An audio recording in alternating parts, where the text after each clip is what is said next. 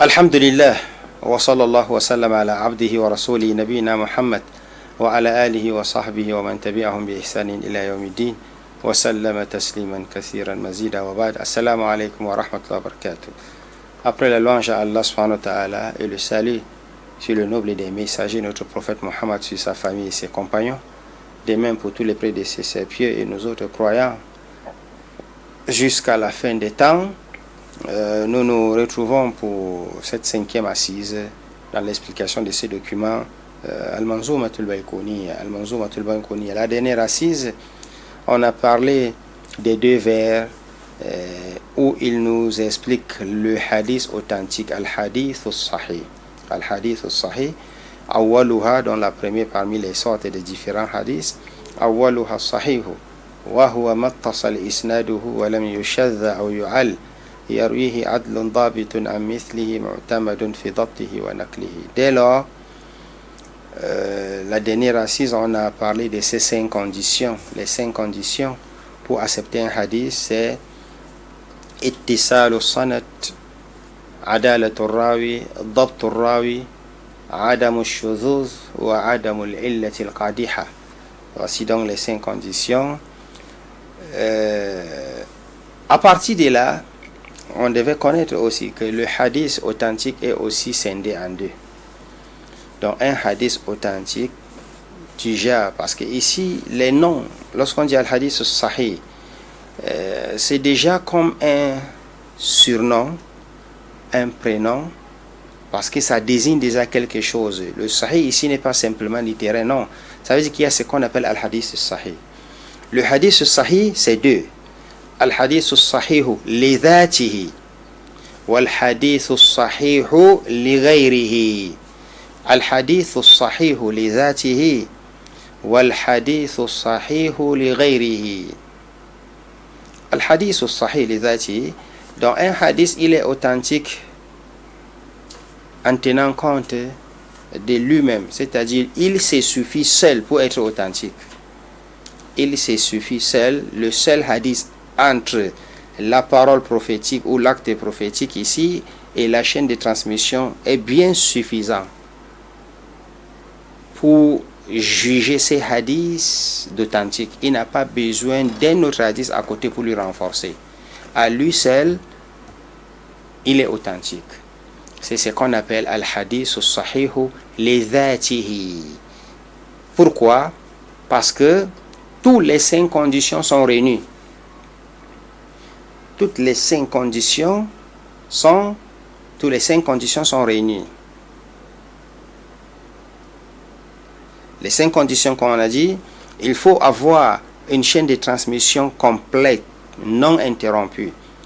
Il faut tous les personnages ou bien tous les hommes de la chaîne de transmission doivent être des gens acceptés à la norme des gens des hadiths. C'est ce qu'on appelle adalatul rawi. Dabtul rawi, tous les gens, toutes les mêmes personnes de la chaîne de transmission de ces hadiths, ils ont une bonne mémorisation par cœur de les hadiths, ou bien ils l'ont bien gardé, protégé, écrit sur les feuillets, écrit sur des cahiers, écrit sur des livres, bien gardés. Et n'oubliez pas que lorsqu'on parle de la science des hadiths, on parle de l'ancien temps. Tout ce qui s'est dit, c'est quelque chose qui est passé. Donc c'est pas aujourd'hui. Ils ont géré toutes ces étapes-là et on les a retrouvées déjà dans les documents, dans les livres. Donc à partir de là, on n'a pas besoin aujourd'hui d'avoir un nouveau hadith pour passer encore à l'étude. Non, tous les hadiths sont déjà reconnus avec les chaînes de transmission.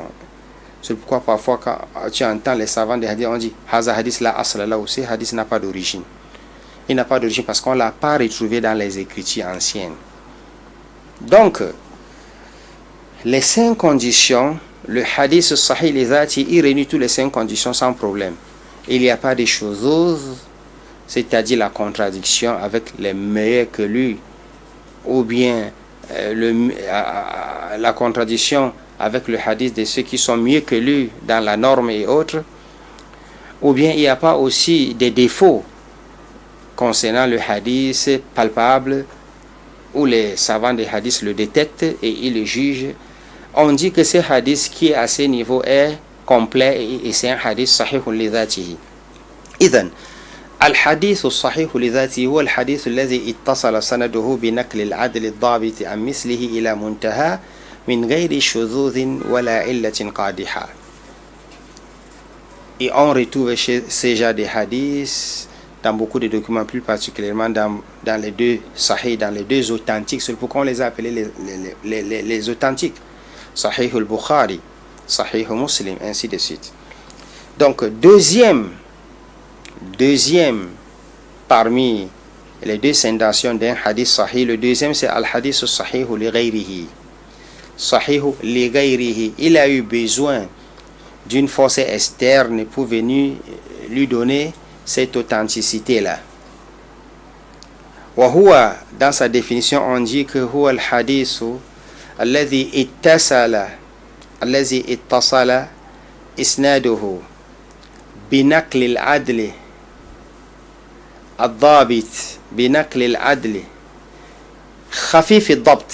Pour faire la différence ici avec le premier qui est hadith as-sahih li dhatihi, là-bas on parle de tam ad-dabt binaql al-adl tam ad-dabt, donc son dabt est complet, la mémorisation est complète, la protection du document écrit chez lui est complet, il n'y a pas d'erreur, il n'y a pas de diminution à ce niveau. Vous savez que dans la mémorisation, les gens ne sont pas les mêmes. L'autre a une mémoire très forte, l'autre a des mémoires un peu moyennes, ainsi de suite.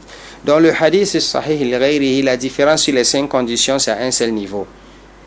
Ittisal al-sanad, adalat al-rawi, il n'y a pas de problème. Dabt al-rawi, c'est au niveau de dabt. Le troisième. Dabt al-rawi, le hadith as-sahih li dhatihi, il est tam al-dabt. Le dabt est complet. Pourtant, le hadith الصحيح لغيره هو خفيف الضبط عن مثله إلى منتهاه من غير شذوذ ولا علة قادحة وتعدد طرقه. Voici encore une autre différence. وتعدد طرقه. تعدد طرقه. Les différentes voies de ces hadiths sont beaucoup. D'autres l'ont rapporté à l'exception de ces hadiths où on retrouve une personne dedans qui a un dabt khafif. On a retrouvé d'autres aussi comme lui beaucoup ailleurs. C'est pourquoi l'ensemble de tous ces voies-là ont donné la force à ces mêmes hadiths, mais il n'a pas le poids du premier. On a donc appelé cela al-hadith as-sahih li ghayrihi. Ay li ghayrihi min at-turuqi ma anna fi ad-dabt khafif ad-dabt wa laysa tam ad-dabt. Fa huwa khafif ad-dabt. Voilà deux choses qui distinguent l'un de l'autre. Le hadith as-sahih li dhatihi ضبطه تام أي ضبط رواته تام وأما الحديث الصحيح لغيره فهو ضبط رواته خفيف تام. خفيف ça veut dire au complet, la mémorisation est au top niveau, comme les imams Malik, comme les Ibn al-Mubarak, comme les imams al-Bukhari, ainsi de suite. Mais pourtant celui qui a le hadith as-sahih li ghayrihi, ce qui le rapporte, on a trouvé dans une génération ou dans plusieurs générations ceux qui n'ont pas un dabt constant, ils ont plutôt un dabt moins par rapport au premier. Et avec cela, il y a eu beaucoup de différentes voix qui l'ont porté, parce que vous allez voir lorsqu'on va parler de Al-Hassan, on verra que le Sahih li ghayrihi, il est très proche de Hassanun li dhatihi, puisqu'on aura en ce moment 4 sortes de hadiths qu'on met cela en application et qu'on est obligé de travailler avec. À l'exception de ces 4-là, tout le reste, il est interdit de le mettre en pratique. As-sahih li dhati, as-sahih li ghayri, al-hasan li dhati, al-hasan li ghayri. Mais les deux derniers, ça serait Inch'Allah pour les assises prochaines. Mais nous sommes ici en train de vouloir rapprocher les choses pour faire comprendre que le hadith sahih li ghayrihi, à ce niveau, il est très proche de Hassan li dhatihi. Mais la différence, c'est il y en a plusieurs voix qui viennent renforcer celui-là qui se retrouve sahih li ghayrihi. Donc, où est-ce qu'on retrouve ces hadiths sahih? Mazan أين يوجد الأحاديث الصحيحة. Là où on retrouve les hadiths sahih, là où on retrouve les hadiths sahih, c'est dans les documents des hadiths, parmi lesquels par exemple Sahih al-Bukhari, Sahih Muslim, on va retrouver tous les hadiths Sahih li-dhatihi, beaucoup des documents avant que tels que Muwatta Malik, les Kutub al-Sunan, les Masanid, Musnad Ahmad bin Hanbal, Musannafat, ainsi de suite. Et tous les hadiths, tous les documents des hadiths d'origine, on dit ici d'origine parce qu'il faut faire la différence entre les livres d'origine et les autres livres qui viennent simplifier ou bien qui viennent résumer, ainsi de suite. Donc, on retrouve donc les hadiths authentiques, le hadith sahih dans ces différents documents qu'on venait de citer. Sahih al-Bukhari, Muslim, les Sunan al-Arba, les autres Sunan, les Masanid, Musnad Ahmad bin Hanbal, Muwatta, Malik, ainsi de suite. Musnad Bazzar, ainsi de suite. Donc, lorsqu'on dit qu'un hadith est authentique, c'est un terme technique. En réalité, ces sciences ne sont pas comme des notions de prêche, ce ne sont pas comme des petits enseignements, connaître la sentence pour la mettre en pratique dans le fiqh, ou bien lorsqu'on parle de la sira, ça c'est de la littérature, on raconte l'histoire et ça va. Non, ces domaines, ce sont des domaines profonds où en réalité il faut des apprenants très concentrés et qui ont le niveau, parce que si on n'a pas le niveau, on ne peut pas aussi le comprendre.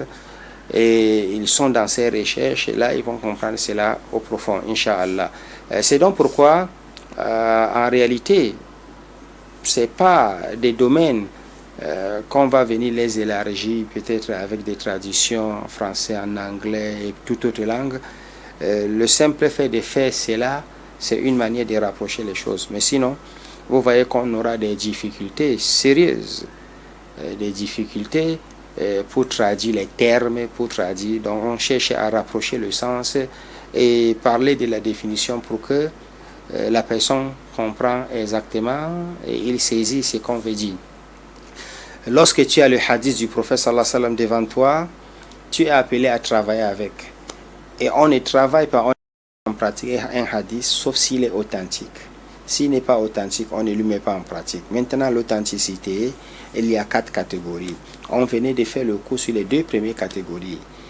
Les 2 premières catégories qui forment un, c'est-à-dire c'est le hadith authentique sahih, mais il est divisé en 2, as-sahihu li dhatihi, as-sahihu li ghayrihi. Nous revenons sur la définition d'un hadith sahih. D'abord, avant de parler des 2 sendations, on dit d'abord que le hadith est sahih. Pourquoi? La définition du hadith sahih, c'est huwa ma rawahu al-adlu al-dhabit an mislihi ila muntahahu min ghayri shudhuzin wala illatin qadiha. Maintenant, lorsqu'on vient pour faire la différence entre le as-sahih li dhatihi wa as-sahih li ghayri, on est obligé d'utiliser un mot ou 2 mots pour faire la différence entre les 2. Mais sinon, les 2 se retrouvent dans les 5 conditions. Les 5 conditions, c'est quoi? Ittisal sanad, la chaîne de transmission est correcte, elle n'est pas interrompue dans toutes ces générations. Adalatul rawi, le rapporteur du hadith dans toutes les générations est considéré une personne justifiée, normale, une personne qui remplit toutes les conditions musulmanes. Il est croyant musulman et il est complet dans son sens, dans le mental et autres. Il n'est pas fou, il n'a pas de diminution au niveau de la tête. Dabtu, il a le dabt ici, c'est-à-dire la mémorisation de ces hadiths comme il a pris, comme il a entendu, ou bien comme il a entendu, il a écrit, gardé, où on peut retrouver à tout moment qu'on a besoin. Adamu shuzuz, il n'y a pas contradiction avec d'autres voix de ces hadiths rapportés par d'autres personnalités de sa génération. Adamul illa, il n'y a pas aussi des défauts palpables ou bien des défauts cachés. Ne peut les reconnaître que des grands savants du domaine. si le hadith a rempli ces 5 conditions, il est authentique. Mais maintenant, lorsqu'il faudra faire la différence entre les deux sortes de hadiths authentiques, sahihun li dhatihi huwa ma tasala isnaduhu bi nakli adli الضابط تام الضبط تام أي تام complet, son ضبط est au top niveau مثله إلى منتهاه من غير شذوذ ولا إلا. À lui seul il se suffit, et à partir de là on peut lui juger des hadiths authentiques. Il n'a pas besoin d'être renforcé par d'autres. Et le hadith al-hasan as-sahih li ghayrihi, et ces hadiths là ma rawahu adlun ضابط خفيف الضبط عدل ما رواه عدل ضابط خفيف الضبط إلى منتهاه من غير شذوذ ولا إلة قادحة وتعدد طرقه. Au niveau des ضبط, il est différent du premier parce que lui le ضبط est moins, il n'est pas au top niveau, il est moins que les autres. Et en plus de cela encore, il a plusieurs autres voies qui viennent lui renforcer de la même force. Malgré tous ces différentes voies et ces forces, il n'atteint pas le degré du premier. Le premier est plus fort. On ne trouvait jamais de divergence à ce niveau.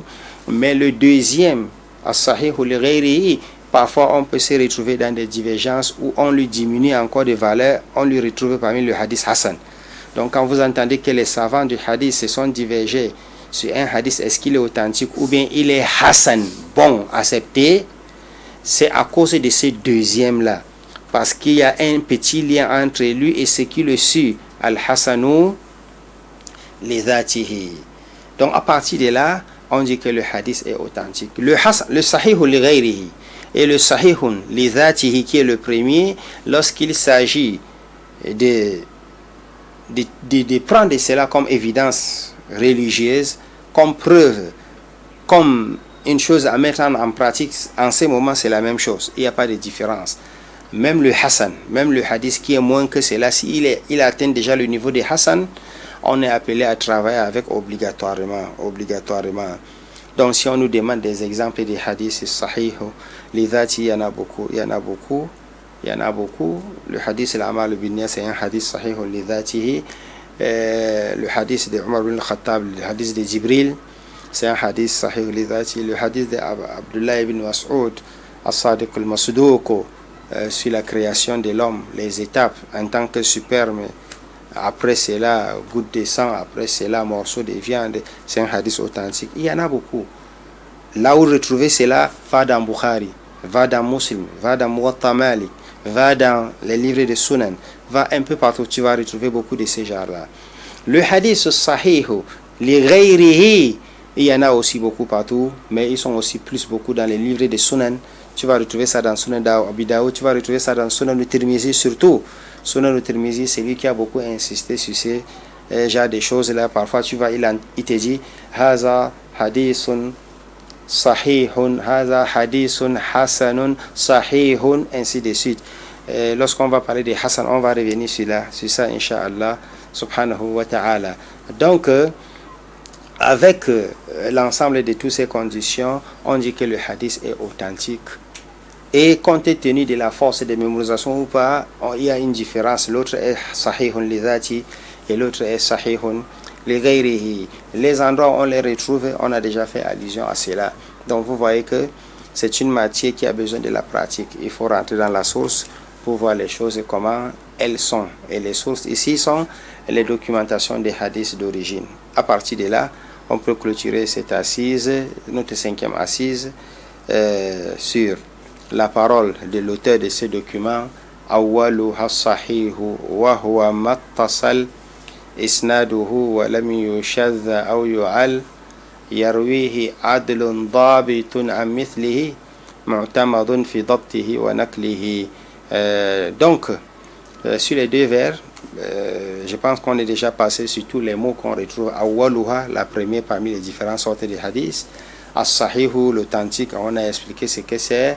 Et lui-même, il amène sa part de définition. Huwa mattasala. Ittisal, ça veut dire la continuité d'une chaîne de transmission. Ittisal ou sanat, du début jusqu'à la fin.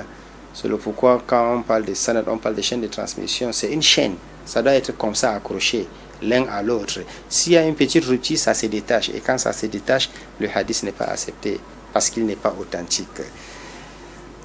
Mattasal isnaduhu wa lam yushadha aw yu'al. Il a commencé lui par les derniers avant de revenir. Donc il a mené la première condition et il a mené la quatrième et la cinquième avant de revenir sur le deuxième et le troisième. Wa lam yushadh ash-shuzuz mukhalafatu thiqa liman huwa awthaq minhu aw mukhalafatu thiqa li jam'i min ath-thiqat. Dans tous les cas, c'est une contradiction. Tu contredis quelqu'un qui est fort comme toi, un personnage qui a même degré de force avec toi, et tu le contredis. Non, si il a même force comme toi, et ils sont beaucoup, le nombre est important ici, ils sont beaucoup, et tu es seul, on met d'abord pour toi à côté, et on prend le leur. La contradiction ici, notez bien, la contradiction, c'est au niveau du sens de ce qui est transmis. Comment reconnaître la contradiction? Les savants, ils le savent. Par exemple, tu as un hadith où le prophète sallallahu alayhi wa sallam dit de ne pas jeûner le samedi.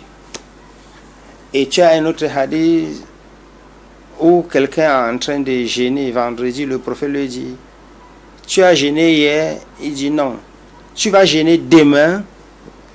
Le demain de vendredi, c'est samedi. Tu vas jeûner demain?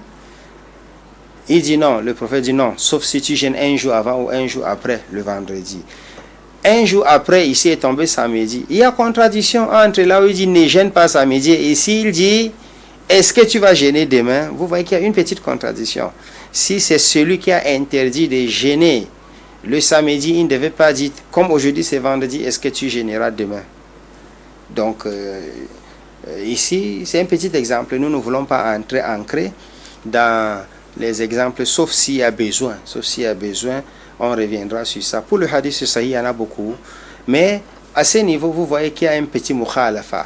Et c'est ce que les savants des hadiths vont venir étudier. Après, ils vont dire que ce hadith est shaz, par exemple. Il est shaz. Je ne suis pas en train de confirmer sur l'exemple que j'ai amené. Mais ils vont te dire que ce hadith est shaz parce qu'il contredit plusieurs de son semblant. Ou bien il contredit une seule qui est mieux que lui. Qui est mieux que lui dans les conditions d'acceptation d'un orateur de hadith ou bien un rapporteur de hadith du prophète sallallahu alayhi wa sallam. Walam yushadh aw yu'al al-illa al-qadiha. Ces hadiths aussi, on l'a pas décrété des défauts un peu cachés où on ne l'acceptait pas. Et là, les savants, ils ont beaucoup étudié sur ça. Hein.